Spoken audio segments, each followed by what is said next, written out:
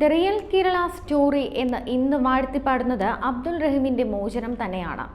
കേരള സ്റ്റോറിയെക്കുറിച്ച് ഇപ്പോൾ തന്റെ നിലപാട് മുൻപും ശോഭാ സുരേന്ദ്രൻ പറഞ്ഞിരുന്നു. ഇപ്പോൾ അതൊന്നുകൂടി വ്യക്തമാക്കിയിരിക്കുകയാണ്.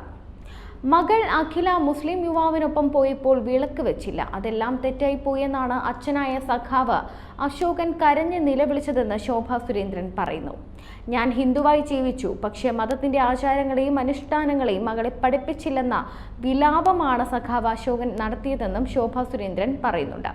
തന്റെ പാർട്ടി ഈശ്വരീയ വിശ്വാസത്തിനെതിരായ കാര്യങ്ങളിലാണ് സ്റ്റഡി ക്ലാസ് തന്നത്. 4 അക്ഷരം പ്രാർത്ഥിക്കാൻ അവളെ പഠിപ്പിച്ചിരുന്നെങ്കിൽ അവളെ തനിക്ക് നഷ്ടപ്പെടില്ലായിരുന്നു എന്നാണ് സഖാവ് അശോകേട്ടൻ പറഞ്ഞത്.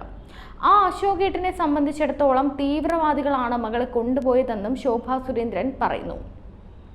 കേരള സ്റ്റോറി എന്ന സിനിമയിൽ വിശദീകരിക്കുന്നത് കേരളത്തിൽ നടക്കുന്ന സംഭവമാണ്. ലവ് ജിഹാദിൽ ഉൾപ്പെട്ട പെൺകുട്ടികൾ പോകുന്നതും അവരുടെ അച്ഛനും അമ്മയും ആർത്തലച്ചു കരഞ്ഞതും കേരളം കണ്ടതാണ്. വാസ്തവത്തിൽ കേരള സ്റ്റോറി എന്ന സിനിമയോട് സാമാന്യ മുസ്ലിം ജനതയ്ക്ക് ഒരു വെറുപ്പുമില്ല. പക്ഷേ ഇവിടെ മുസ്ലിം, ക്രിസ്ത്യൻ, ഹിന്ദു സഹോദരങ്ങൾ സ്നേഹത്തോടെ ഇവിടെ ജീവിക്കരുത് എന്ന് കരുതുന്ന ഒരു വിഭാഗം മുസ്ലിങ്ങൾ ഉണ്ട്. അവരാണ് കേരള സ്റ്റോറിക്കെതിരെ പ്രവർത്തിക്കുന്നത്, ശോഭാ സുരേന്ദ്രൻ പറയുന്നു. ഇന്ത്യ രാജ്യത്തിന്റെ അതിർത്തി കടന്ന് പാകിസ്ഥാനിലേക്ക് പോകാൻ ശ്രമിക്കുന്നതിനിടയിൽ പട്ടാളക്കാരുടെ വെടിയേറ്റ് മരിച്ച ഫയാസിന്റെ രേഖകൾ പരിശോധിച്ചപ്പോഴാണ് അത് കണ്ണൂരിൽ നിന്നും പോയ ഫയാസ് ആണെന്ന് മനസ്സിലായത്. ഓൻ രാജ്യത്തിനെതിരെ പ്രവർത്തിച്ചിട്ടുണ്ടെങ്കിൽ എനിക്ക് ഓന്റെ മയ്യത്ത് കാണണ്ട എന്ന് പറഞ്ഞ ഉമ്മയുടെ സാമാന്യ മര്യാദ ഇവിടുത്തെ രാഷ്ട്രീയക്കാർ കാണിച്ചിരുന്നെങ്കിൽ ഈ കേരള സ്റ്റോറിക്കെതിരെ ഇത്ര ഉറഞ്ഞു തുള്ളേണ്ട കാര്യമുണ്ടോ? ബിഷപ്പ് പറയുന്നതിന് കേരള സർക്കാർ ഉത്തരം പറയണം. ഞങ്ങളുടെ ക്രിസ്ത്യൻ പെൺകുട്ടികളെ കേരളത്തിൽ നിന്നും നഷ്ടപ്പെടുന്നു, അവരെ ആരാണ് പ്രണയ വലയ്ക്കകത്ത് കുടുക്കിക്കൊണ്ടുപോകുന്നത്? ഇതിന് കേരളത്തിലെ ആഭ്യന്തര വകുപ്പ് ഉത്തരം പറയണം. ഒരു പെൺകുട്ടിയെ മുസ്ലിം സ്നേഹിക്കുന്നതിൽ ഞങ്ങൾക്ക് പ്രശ്നമില്ല, പക്ഷേ അവരെ ഭീകരവാദികൾക്ക് സമർപ്പിക്കുന്നതിനെയാണ് ഞങ്ങൾ എതിർക്കുന്നത്. പെൺകുട്ടികളെ എന്തിനാണ് ഭീകരവാദികൾക്ക് കാഴ്ചവെക്കുന്നത് എന്നതിൻ്റെ സത്യം പുറത്തു വന്നത് ഈയിടെയാണ്.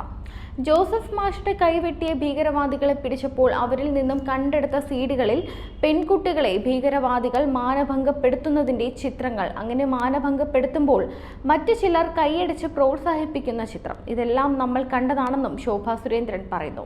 എന്നാൽ വി ഡി സതീശനും KC വേണുഗോപാലും എല്ലാം ഇതിനെതിരെ പൂക്കമറ സൃഷ്ടിക്കുകയാണ്. 1990കളിൽ അരുൺ കുമാർ സിൻഹ ഒരു റിപ്പോർട്ട് നൽകിയിരുന്നു. 12ലധികം ഭീകരവാദ സംഘടനകളും മലപ്പുറം ജില്ലയിലും കേരളത്തിന്റെ വിവിധ ഭാഗങ്ങളിലും പ്രവർത്തിക്കുന്നു എന്നായിരുന്നു റിപ്പോർട്ട്. കോൺഗ്രസിന് 10 വോട്ട് മാത്രമാണ് പ്രശ്നം, അതുകൊണ്ടാണ് അവർ കേരള സ്റ്റോറിക്കെതിരെ പുകമറ സൃഷ്ടിക്കുന്നത്. IS ക്യാമ്പിൽ പോയി എത്രയോ പെൺകുട്ടികളുടെ വീട്ടിൽ താൻ പോയി സംസാരിച്ചിട്ടുണ്ട്. ഏതെങ്കിലും കോൺഗ്രസ്സുകാരൻ അവരുടെ വീട്ടിൽ പോയിട്ടുണ്ടോ? ഇല്ല. ബിഷപ്പിന്റെ പ്രശ്നം എന്താണ്? അവരുടെ പെൺകുട്ടികളെ ആരൊക്കെയോ പ്രണയക്കുരുക്കിൽ പെടുത്തി തീവ്രവാദ ക്യാമ്പുകളിലേക്ക് കൊണ്ടുപോകുന്നത് എന്നാണ് ശോഭാ സുരേന്ദ്രൻ പറയുന്നത്.